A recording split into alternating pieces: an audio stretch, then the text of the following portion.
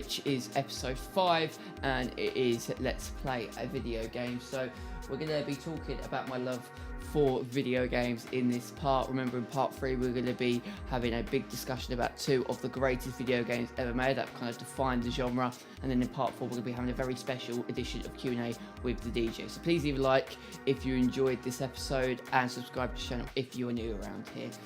But we're going to be talking about video games, and I'm going to start by talking about how I got into video games, my love for video games, talking about what consoles I've played, what games I've played, and all of that good stuff really. And I want you guys to leave me a comment down in the comment section below, or contact me on Twitter, and just to talk about what was your first early memories of video games, what video games you remember playing, what consoles did you have, and just to create a bit of a dialogue. And hopefully I'd love to read as many responses about your love for gaming as well as I, and as much as I love gaming, I'd love to hear you guys and girls' opinions and thoughts and views on the matter as well. So let's begin by talking about my love for gaming, and it all came on a stormy night in 2002. No, basically, as I said in the opening episode of the DJ Bagpuss Show, that I really have not had a huge passion until much later in life, and I keep saying that because I didn't have a huge passion, you know, my passions came later.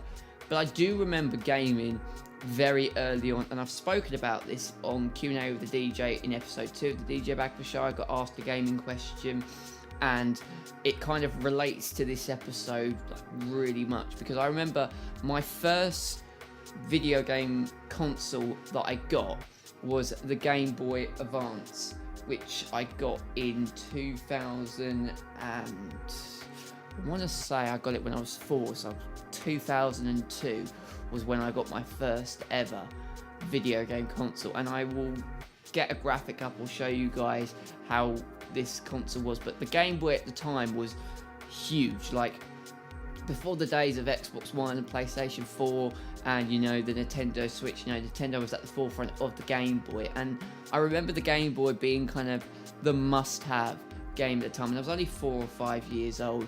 And the Game Boy, basically, when it first came out, looked very much like the PlayStation Portable. Yeah, it was really thick. You know, it basically did look like a PlayStation Portable because it had the arrows, you know, up, down, left and right. It had the buttons, I think it was like A, B, you know, something like that, A, B, X, Y. I'm not sure, I can't remember what the buttons were. I think it actually was just A and B. But then they released the Game Boy Micro in 2003, and this was basically a Game Boy that you could fit in your pocket.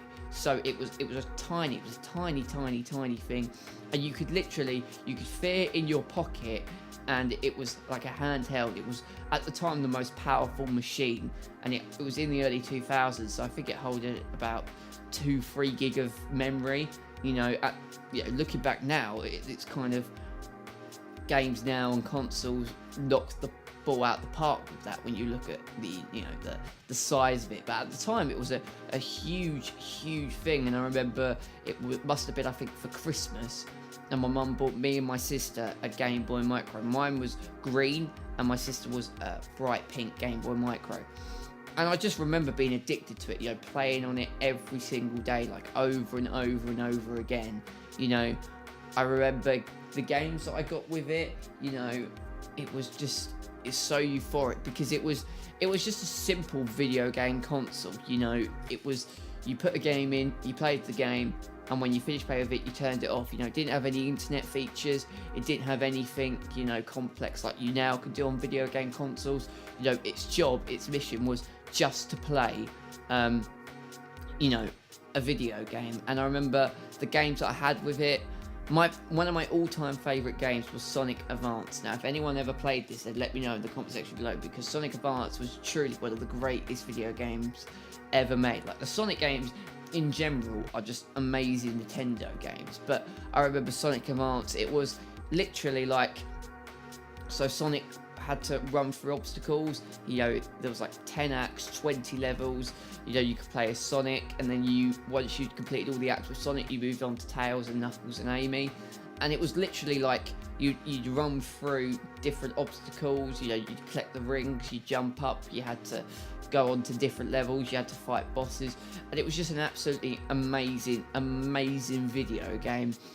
I played SpongeBob SquarePants Lights Camera Action, which probably now is the greatest meme of all time, but yeah, that was another really good game where you had to jump up obstacles, and a lot of the Game Boy games were really, you had to jump on different stuff, you had to move from left to right.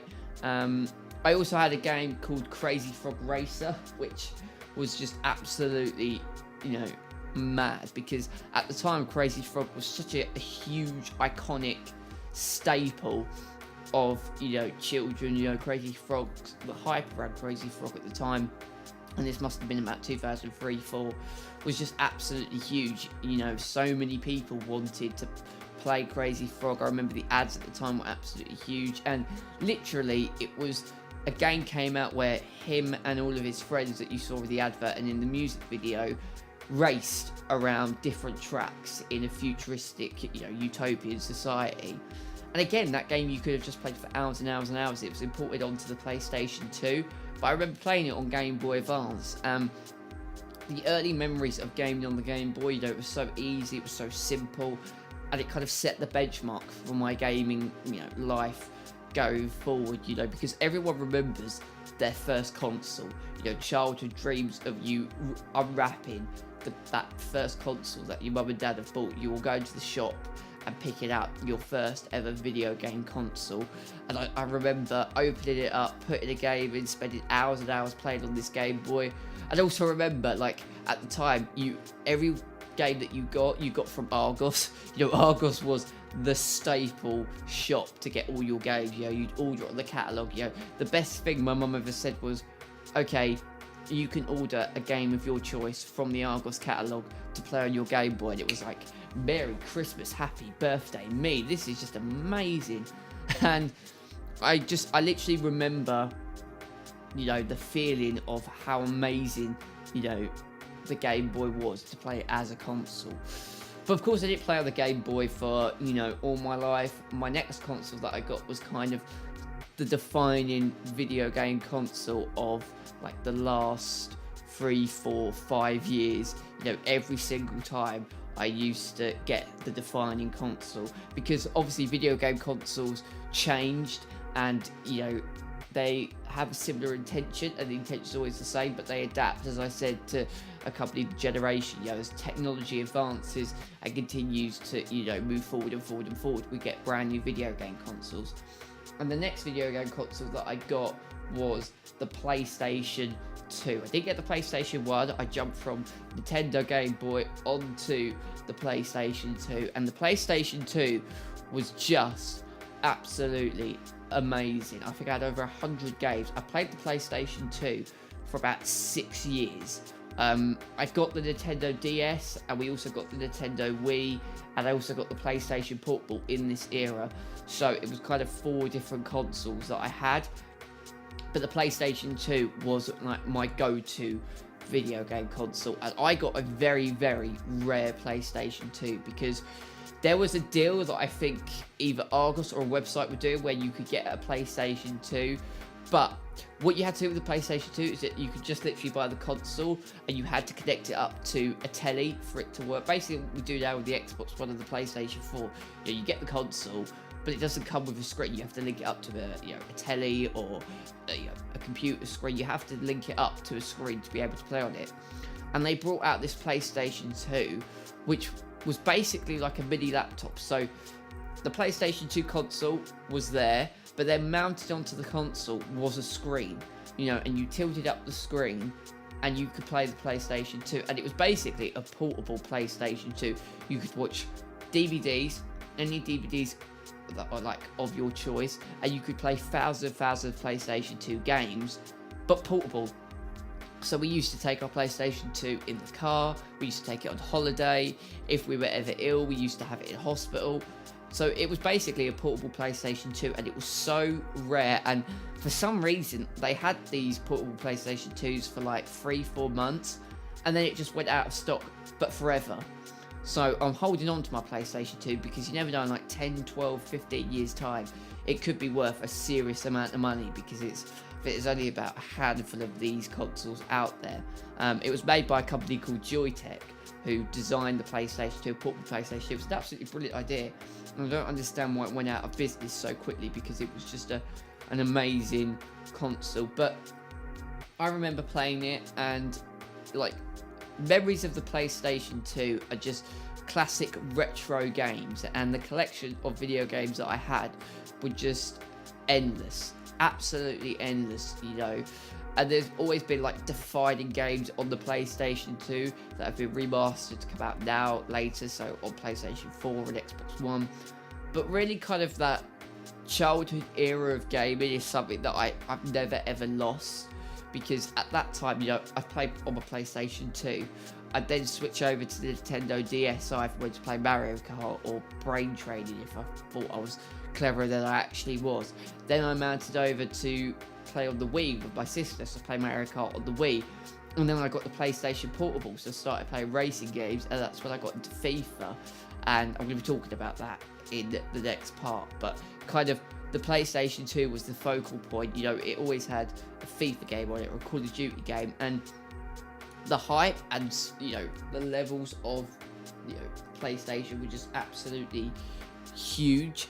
And for that gaming period of time, it was just one of the greatest memories ever, because again, at that time you didn't have the internet. So now my Xbox One, it's linked to, you know, all these different apps, and it's basically like a home cinema system now on my Xbox. But the PlayStation 2, yes, you could watch DVDs, but that's all you could do. You know, it was play a PlayStation 2 game or watch a DVD, and that, you know, that was it. The lines wasn't, you know, vast. You know, the spectrum ended there. You know, it was kind of stabbed down to that particular point. And, you know, for me, I always enjoyed having games that were designed specifically just to games, like consoles that were designed specifically just for gaming. And I don't know, I mean, you know, the PlayStation 2, I occasionally go on it now. I don't really have the time, and because of the consoles I have now, I haven't been on it in ages. But it was interesting because the Game Boy kind of just played games, and then we had the PlayStation 2 that you could watch DVDs. Then we had the Wii and the DS, which linked to the internet, so you could start watching the internet. And then we got to about 2010, and this is when I got an upgrade, and I got myself the Xbox 360. And you can see the jump in kind of technology from, you know, the Game Boy to the PlayStation 2 to the DSi. You get to the Xbox 360 and you start to have your home cinema system. And this was the 7th generation of gaming, before we got next generation gaming. You know, the Xbox 360 played in 1080p and 720p HD. It was the first high definition games console. It linked to stuff like YouTube, so when YouTube was exploding into life, it linked to that. It then brought you apps, so you could watch BBC iPlayer, you could watch Sky on your telly. And I remember getting the Xbox 360 for my 12th birthday in November 2010. That's when I got my hands on a FIFA game, a Call of Duty game, and, you know, that was where I kind of really started. And at that point I thought, yes, I'm going to be a gamer for life, because, you know, the Xbox 360 kind of defined, you know, high definition gaming. And it always, each console that had come out kind of was, you know, an inkling to the next kind of gaming machine that we were going to see. So, you know, developers were trying out and testing new things, and they were playing around with stuff. So stuff that you saw on the Xbox 360, you thought, I wish I could, you know, play it like this, or if the graphics were better. That is what Generation 8 and the next console would do. So everything that you wanted it to do, every, you know, 2-3 years, when the gaming market kind of developed and transformed because of the technological advances, it was kind of developers were giving us surprises and sneak peeks to exactly what we actually saw. But yeah, the Xbox 360 kind of was just amazing. I used to game with my friends, and the jump from Xbox 360 to Xbox One is a big jump, but it's basically the same. You know, what I did on my Xbox 360, I basically do on my Xbox One now. And I had like 200 games on the Xbox 360. I used to, you know, always look forward to the big top, you know, big selling games that had come out every single year. And I think, you know, you always get as a gamer games that you like more than others. You get certain gaming moments, and I've had moments that have made me shock, made me laugh. I've had a couple of games that actually made me cry, like seriously. And I'm not like saying that I'm like a wuss or soppy, because there are some moments in games where you get emotionally attached to someone, just like you do in a movie, but because you're playing as them, when something happens that you don't expect, it does, you know, absolutely kind of makes you lose your emotions a little bit, certainly. But like, I remember moments such as the end of Red Dead Redemption, the end of the first season of The Walking Dead, something that happened in Modern Warfare 3, you know, what we did when Ultimate Team of FIFA kind of launched, you know. And there's been certain moments that define the genre, and there's been certain moments that will stay in my memory for as long as I live about gaming. Obviously now we've moved into Generation 8, and we now have the Xbox One and the PlayStation 4. I'm on Xbox One. I've had an Xbox One now for 3-4 years. And I mean, I don't just game on it, you know, it literally is my lifeline. You know, I game on my Xbox One, I watch all of my telly on my Xbox One, and I listen to music on YouTube on my Xbox One, I sort out YouTube stuff on my Xbox One. You know, the Xbox One is my lifeline. And it, you know, it records and does gameplay 1080p HD. They're now introducing 4K, which is the next step, and also virtual reality, which kind of is the future of gaming. So every couple of years we are still getting that kind of euphoric technological advance in gaming, which keeps coming and coming and coming. But yeah, I think also I'm gonna finally leave it talking about my love for gaming, of the kind of split between the community between Xbox One and PlayStation 4, because both of them do exactly what it says on the tin. Like they are very, very similar, and people kind of think to themselves, which one is better? You know, is Xbox One better? Is PS4 better? You know, basically, you know, in South Park, you know, when they did that episode where they ripped off Game of Thrones and they were fighting about which was better, Xbox One or PlayStation 4. And for me, I mean, I've been with Xbox now for nearly 7-8 years, so I don't want to move away. You know, I was a PlayStation gamer, I've been a Nintendo gamer as well, and now I've moved to being an Xbox gamer. But, you know, both do exactly, you know, very similar things. You know, there are advantages to the Xbox One, you know, parties, the idea of Xbox Live being more safe and secure, and also the way of how, you know, just the community in general is, and the layout of it is slightly better than PlayStation. But, you know, PlayStation 4, you know, already has virtual reality, which Xbox doesn't. It looks better. It, you know, games are shot in, I think, 1080i, where Xbox can only do 720 and 1080p, where PlayStation 4 is 60 frames per second. You know, it's the best of the best you'll see on PlayStation 4. And the controller is really good. Lots of people say the PS4 controller is better than the Xbox One. And for me, even though I play Xbox One, it doesn't mean that I don't dislike the PS4. My brother-in-law has a PS4, so I play on his PS4, and I've played on both consoles. My friend from college, when I ever go around his house, he has a PS4. But I'm more used to Xbox because I've been with them now for such a long period of time. But I don't necessarily think one is better than the other. I think some have, you know, the Xbox has more advantages, then also the PS4 has more advantages. You know, Xbox has disadvantages, the PS4 has disadvantages. I think it really just comes down to personal preferences, what you prefer. It's what you want as a gamer, what suits you, what console suits you, and ideally what you feel comfortable playing is kind of where the line is. So I'm not one of these people that think Xbox is better than PlayStation 4. And who knows what my next console will be. I'm tempted to go to Project Scorpio, which is the next console by Xbox, but maybe, you know, if the PlayStation 5 or if the PlayStation 4 upgrade their system, I might move to become a PlayStation gamer. And also, I think it's very important, I think the console that you're on is dependent on what your friends are. So if lots of your friends are on Xbox, you'll go for Xbox. But if a lot of your friends move to PlayStation, you likely will move on to being a PlayStation gamer. But I've had a lot of great memories as a gamer.